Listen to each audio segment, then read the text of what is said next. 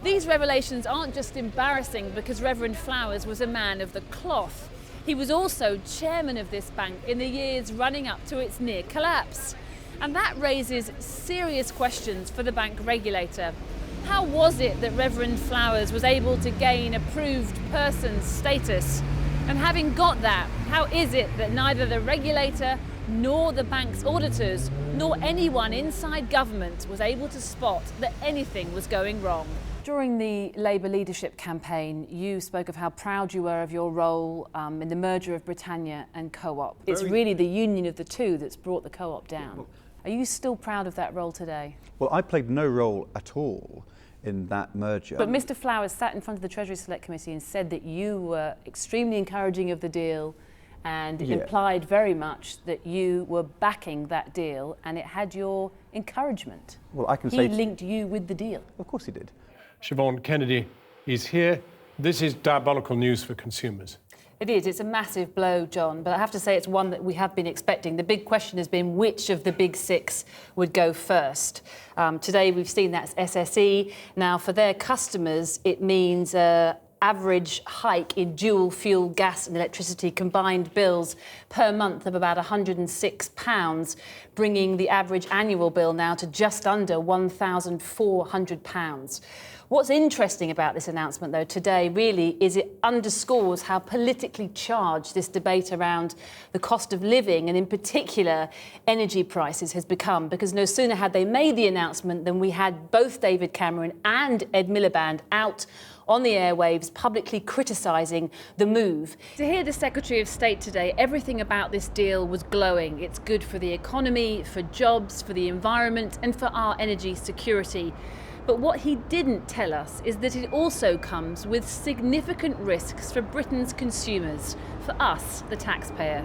How can you possibly say that bills will come down exactly by £74? Isn't it the case that you can't guarantee that, and this may end up not being value for taxpayers? I can't guarantee that. And more bad news to come on Friday? Potentially. RBS will report its third quarter financial earnings on Thursday. We could see them indicate that they've put aside more money to cover some of these scandals. Crucially also, we will get a decision from the Chancellor as to whether or not he plans to break up RBS into good bank and bad bank. I'm told by sources tonight he plans not to break the bank up. But with scandals like this mounting, there will still be questions as to its future. What's the reason that he's had to come to these conclusions? Why is RBS treating its small business customers so badly? If you go back 5 years ago, as I said... Now, I'm talking about now. If I just take you back 5 years ago, we were giving loans to people we should never have given to.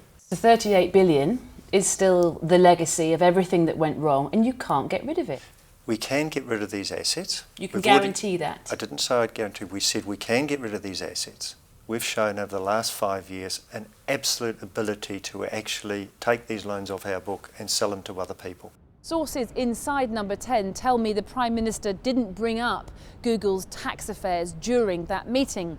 Now, all the other business leaders left via the front door, but as for Mr. Schmidt, well, he left via the back door. I have learned that the organisation that sets international tax law has drawn up an action plan designed to change the rules, to prevent multinational corporations like Amazon, Google and Starbucks from avoiding taxes by shifting their profits to countries with lower tax rates or offshore altogether, where they pay no tax at all. It's 7 a.m. and Judy kisses her children goodbye.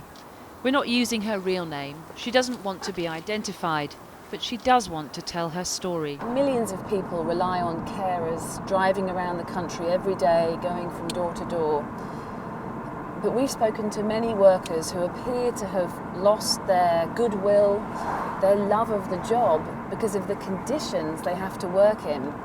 Long and unstable hours, not knowing whether they're going to do 6 hours that week or 60 hours. And the chaos that causes for their own childcare, for the management of their families. So of course the sad thing is, many of them end up giving up their jobs and doing something else altogether. And of course that's the worst thing for the people they're caring for.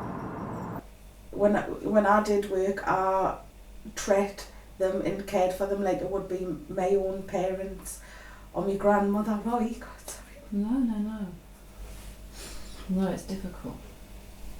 But you still felt that you weren't doing enough. Yeah.